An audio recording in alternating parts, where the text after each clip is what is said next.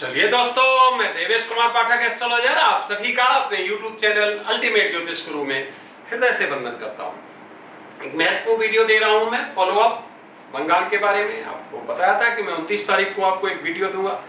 कल exit polls थे, उनके सबके पोल्स आपको देखने थे। आप लोग लगातार कह रहे थे अपना वीडियो दीजिए, अपना वीडियो। तो भाई हम तो दे ही चुके हैं अपना वीडियो, उनका सबका भी बता चुके हैं कि वहां क्या होने वाला है। एग्जिट पोल्स का वही सब कुछ हुआ था, आपने देखा होगा कल। मैं आपको एक क्लिप अभी 1 मिनट की सुनवाता हूं, और मुझे तो कुछ देने की जरूरत थी नहीं, इसीलिए आज मैं फॉलो अप दे रहा हूं। जरूरत हुई तो और भी आपको कुछ वीडियोस में फॉलो अप में दूंगा कि मैंने क्या बोला था और देखो उसका क्या परिणाम है। एग्जैक्टली वैसा घटित हो रहा है कि नहीं हो रहा है, क्योंकि हमें उनसे प्रभावित होकर नहीं चलना है। हम तो आपको पहले ही बोला था कि हम अपना कैलकुलेशन चेंज नहीं करते हैं, जो बोल दिया उसी पर स्टिक रहते हैं।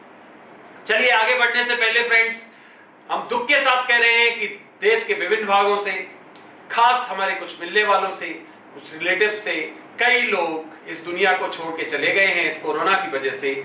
हम उन सभी के लिए प्रार्थना करते हैं कि आत्मा को ईश्वर उनकी शांति दे और महादेव उनको अच्छा जन्म दे, उनको सद्गति दे। यही हम कहेंगे, क्योंकि कई लोग बेचारे जो असामयिक मृत्यु को प्राप्त हुए हैं, उनका दुख जो है वास्तव में देखते नहीं बनता है। इसमें कुछ ऐसे लोग भी थे जो हमारे लगातार कांटेक्ट में थे, हमारे खास रिलेटिव थे, और उनको मैंने बताया था कि यह कालखंड आपके लिए अच्छा नहीं है, इसमें बहुत प्रिकॉशन लेके चलिए। लेकिन उनकी खुद की परिस्थितियों के कारण, कुछ ऐसा काम होने के कारण वे बेचारे वो एडहेरेंस नहीं कर पाए, उसका पालन नहीं कर पाए, और उनको भी अपना जीवन त्यागना पड़ा असामयिक रूप से। उन सभी की आत्मा को ईश्वर शांति दे, महादेव उन परिवारों को भी शांति दे, और मेरी यही कामना है कि उनको सबको सद्गति प्रदान करें। चलिए आप लोग भी पेशेंस रखिए, हिम्मत रखिए, जो जो पीछे बताया है उसका पालन करिए, नमः शिवाय का जाप करिए, ईश्वर के लिए समर्पण करिए, और अपनी विल पावर को स्ट्रॉन्ग बनाए रखिए। चलिए आगे बढ़ते हैं। इस वीडियो के बारे में मैं आपको बताना चाहता हूं क्या होने वाला है अब और क्या हुआ था, मैंने जो बताया था। सबसे पहले 1 मिनट का क्लिप सुनिए, फिर आगे बढ़ते हैं। क्या बताया था मैंने, और देखिए कल वही घटित हुआ एग्जिट पोल में कि नहीं हुआ। चलिए देखिए। तो इनको ये भी बताना है कि बीजेपी फुल मेजॉरिटी नहीं देने वाली, तो अब ये कहां तक रुकेंगे? ये रुकेंगे 135 तक, 115 से 135 ज्यादा तक जाएंगे लोग। लेकिन हाँ, जो मीडिया, जो हाउसेस जिन्होंने फेल किया है, जो ग्राउंड पे गए हैं, या जिन्होंने पहले ही अपना जो है जिसको कहेंगे फेल विवेचन दिया था, वो जरूर आपको दिखाएंगे कि yes, BJP is forming the government और BJP is on the top. उनका जो कैलकुलेशन होगा that will be from 140 to 175, हो जाएंगे 140 से 175 के बीच में। आप देखेंगे कि जिनका विवेचन फेल था और जो ग्राउंड में जिन्होंने काम किया था, या जो प्रेजुडिस नहीं थे, या कोई भी कारण रहे हो, उनका जो विवेचन होगा वो आपको 140 से 175 के बीच में बताएंगे, 140 टू 175। और टीएमसी को लाके 120 110 पे लाके खड़ा करेंगे, 125 पे लाके खड़ा करेंगे। इस तरह से आप देखेंगे ये परिस्थितियां आगे बढ़ने वाली हैं। अब क्या होगा, एग्जिट पोल भी हो जाएगा। एग्जिट पोल के बाद भी ये एग्जिट पोल का पूरा था, आप देख लीजिए कल सब कुछ ऐसा ही घटित हुआ। हमने बोला है कि अब ये 100 से ऊपर देंगे, अपनी इज्जत बचाने के लिए। जो 60 दे रहे थे, 70 दे रहे थे, 80 दे रहे थे, और वही हुआ। कल सबसे कम शायद 108 दिया है बीजेपी को। 108 से लेके 192 तक अलग अलग एग्जिट पोल में सीट्स दी गई हैं। कुछ ने 143 दी है, कुछ ने तो फिर 150 से ऊपर दी है, कुछ ने 172, कुछ ने 190। तो इस तरह से हमने जो बताया था, देखा आपने, उसी तरह से अब कोई 70-80 नहीं दे रहा। यही मैंने बोला था कि ये अब क्या होगा कि जब एग्जिट पोल होंगे तो ये होगा, और एग्जिट पोल के बाद जब काउंटिंग होगी तब क्या होगा वो भी बताया हुआ है इस वीडियो। इसका लिंक दे दूंगा मैं आपको, और देख लीजिए कि उसी तरह से अभी तक घटित हुआ और उसी तरह से आगे घटित होगा। अब मैंने जो अपना कैलकुलेशन 171 आपको दिया हुआ है, उसमें से 2 पर चुनाव नहीं हुए हैं, तो 2 को वो माइनस कर दीजिए। तो ये हमारे अगर 2 पर नहीं हुआ है तो सीधा सीधा सीटें रहेगी 292, और उस हिसाब से अगर इधर कम करेंगे तो ये रह गई 169। अब क्या हुआ कि मैं अपनी कैलकुलेशन आपको फाइनल कुछ भी नहीं बता रहा हूं, मैं ऑलरेडी दे चुका हूं। मेरी कैलकुलेशन को ध्यान से समझिए। बीजेपी अगर नंबर 1 आती है, ध्यान से सुनिए मैं क्या कहना चाहता हूं। बीजेपी नंबर 1 आती है, बीजेपी सरकार फॉर्म करती है, बीजेपी टीएमसी को बुरी तरह से डिफीट कर देती है और नंबर 1 पार्टी बनती है, तो मेरी भविष्यवाणी सही हो गई। कुछ करने की जरूरत नहीं, क्योंकि ये मैंने भविष्यवाणी आपको दी थी 1.5 साल पहले, उससे भी पहले, जब 211 सीट्स लेके टीएमसी सरकार में थी। समझ लीजिए कितनी बड़ी बात है। और तब ये कह देना कि टीएमसी का पराभव होगा और बीजेपी बहुत अच्छी सीटें लेने वाली है। ये वीडियो जो 17 वाला, ये भी मैंने आपको 5-6 महीने पहले दे दिया था। तो जो मीडिया हाउसेस, जो उनके करोड़ों रुपए के उन्होंने लगा रखे थे अपने पर्सनल एडवाइजर्स, जो कह रहे थे कि बीजेपी डबल डिजिट को क्रॉस नहीं कर सकती, 99 से आगे नहीं जा सकती है, मैं छोड़ दूंगा, कोई कहता था राजनीति में, कोई कुछ कहता था, अभी भी लोग कह रहे हैं 70 सीट, 60 सीट, 80 सीट इससे बीजेपी नहीं लेगी। अगर ये आंकड़ा क्रॉस होता है और जो आज ये स्वीकार करने लगे कि बीजेपी को 143 या 172 या 195 या 130, और अगर ये टीएमसी से आगे रहती है, तो मेरी भविष्यवाणी तो पूरी हो गई। मैंने यही तो बोला था कि पराभव होगा टीएमसी का और बीजेपी का उद्भव होगा। दोनों चीजें हो गई। 3 सीट्स थी बीजेपी की, और 3 सीट्स के बाद अगर इतनी सीट्स बनती हैं, जो बाकी सभी हाउसेस के द्वारा लगातार बहुत कम असेस की जा रही थी, जिनके पास बहुत बड़ा नेटवर्क है, तो किसकी भविष्यवाणी पूरी हुई? मैं आज तक वहीं अडिग खड़ा हुआ हूं। मेरा कोई वीडियो देख लीजिए, कहीं ये नहीं कहा होगा मैंने कि मैं वहां से डिग गया हूं और कहूं कि नहीं अब तो बीजेपी को सीट नहीं मिलने वाली। 171 पर कंस्टेंट खड़ा रहा हूं मैं, लगातार आपको बोला है कि मेरे उसमें कोई चेंज नहीं, मीडिया कुछ भी कहे और बाकी कुछ भी कहे। तो फ्रेंड्स, अब वो सीट्स कम करके 169, मैं उसमें कोई छेड़छाड़ नहीं कर रहा हूं। मैं आपको केवल एक महत्वपूर्ण विवेचन दे रहा हूं, और वो ये कह रहा हूं कि अगर बीजेपी नंबर 1 रहती है तो सीट्स इररिलेवेंट हो गई, सीट्स इररिलेवेंट हो गई, क्योंकि 1 अगर नंबर 1 रहेगी, इसका मतलब 147 उसने क्रॉस किया है निश्चित तौर पे।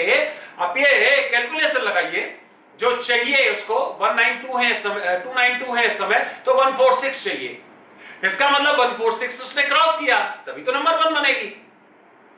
जैसे ही 146 उसने क्रॉस किया, हमारी भविष्यवाणी सही हो गई। यही तो मैंने बोला कि टीएमसी पददलित होगी, बीजेपी का उद्भव होगा, तो हो गया। अब रहा अंकों का खेल। तो अंक हमारा ऑलरेडी मैं बता चुका हूं, 171 बताया, ये काट छांट करिए, 2 उसमें घटित कर लीजिए, और बाकी जो परसेंटेज है ये सब बात के सौदे हैं, ये सब बात की चीजें हैं। हम सफल हो गए अपनी जगह पर, कहीं कोई इसमें शक नहीं है। अब नंबर क्या रहता है वो हम बाद में एक्सप्लेन करके आपको बताएंगे कि देखिए मैंने जो बताया था उससे सब लोग इतना माइनस प्लस करते हैं, तो आप इतना माइनस प्लस करके लगा लीजिए इसमें, या हो सकता है जरूरत ही ना पड़े, हमने जो बोला है वही नंबर कंस्टेंट रहे, वो जादुई नंबर ही आए। तो इसलिए हमारा भविष्यवाणी आज की डेट में जो एग्जिट पोल आया है वो बिल्कुल परिपक्व हो रहा है, पूरा हो रहा है, कंप्लीट हो रहा है। 3 सीट वाली पार्टी आज 130, 140, 150 सीट ले रही इन लोगों के मुताबिक। मेरे मुताबिक तो वो 171, इसका मतलब 169 2 माइनस करके सीट्स ले रही है। अब उसमें केवल एक अंतर है कि जो अपवर्ड था, वो लास्ट के 2 जो चरण हुए हैं उसमें बहुत एफर्ट्स नहीं लग पाए हैं बीजेपी के, तो वो जो अपवर्ड था उसको आप कांस्टेंट मान लीजिए या डाउनवर्ड मान लीजिए, और वो परसेंटेज उसी तरह से प्लस माइनस करके लगा लीजिए। तो हमें पक्का अभी भी विश्वास है कि वही सीट्स आनी है जो मैंने आपको पूर्व में बताई हुई है। तो इसलिए मैं अपने नंबर से बिल्कुल भी छेड़छाड़ नहीं कर रहा हूं, मेरा कांस्टेंट नंबर है, उसमें जो ये आपका मैथमेटिकल चेंज हुआ है इसको आप अपने हिसाब से चेंज कर लीजिए। अगर बीजेपी नंबर 1 होती है तो समझ लीजिए टीएमसी को अगर वो पछाड़ती है कि मेरी भविष्यवाणी पूरी तरह से सच सिद्ध हुई है।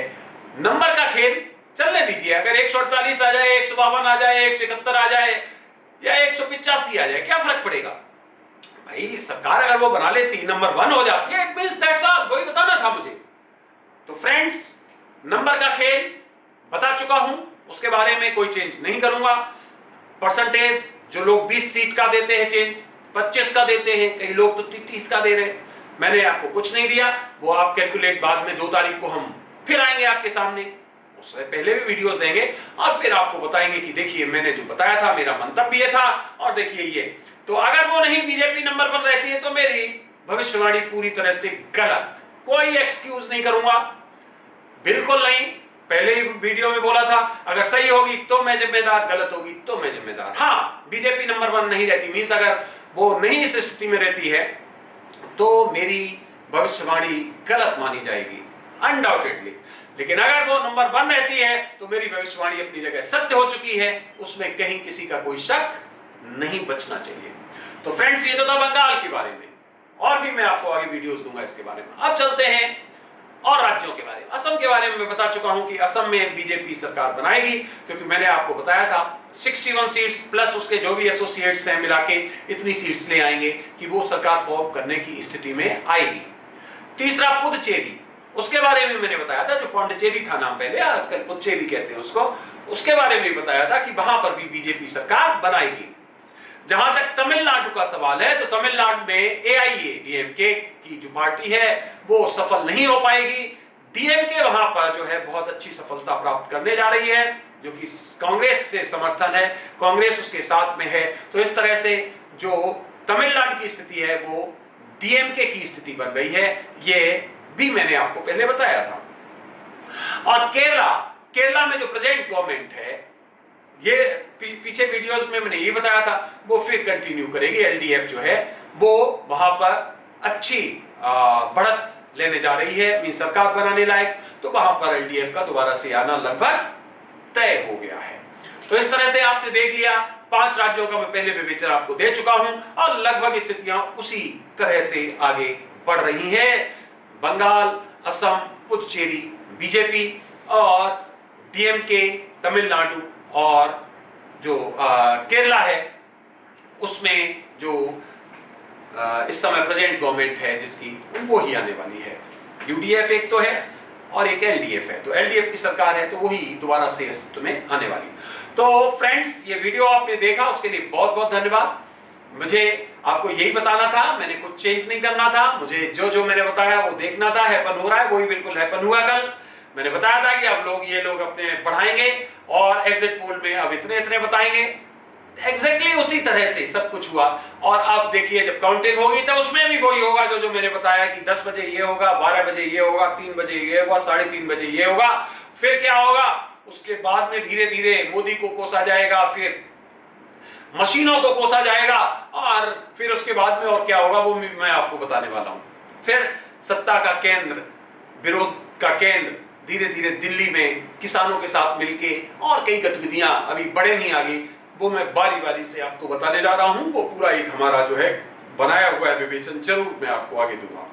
तो ये वीडियो आपने देखा उसके लिए धन्यवाद। अभी तक चैनल सब्सक्राइब नहीं किया है तो प्लीज चैनल सब्सक्राइब कर लीजिए, क्योंकि इसमें मैं आपको वही बताता हूं जो भविष्य में घटित होने वाला होता है। और आप देखते होंगे कि घटनाक्रम लगभग उसी क्रम में घटित होता पाया जाता है। स्थायी सदस्य बन जाइए इस चैनल के और जुड़े रहिए, क्योंकि मैं आपको इस पे बहुत ही इंटरेस्टिंग और यूनिक वीडियोस देता रहता हूं। आपने वीडियो देखा, अपना बहुमूल्य समय दिया, उसके लिए बहुत बहुत धन्यवाद। अगला वीडियो शीघ्र ही आपको दूंगा, तब तक आप सभी को ओम नमः शिवाय, नमस्कार।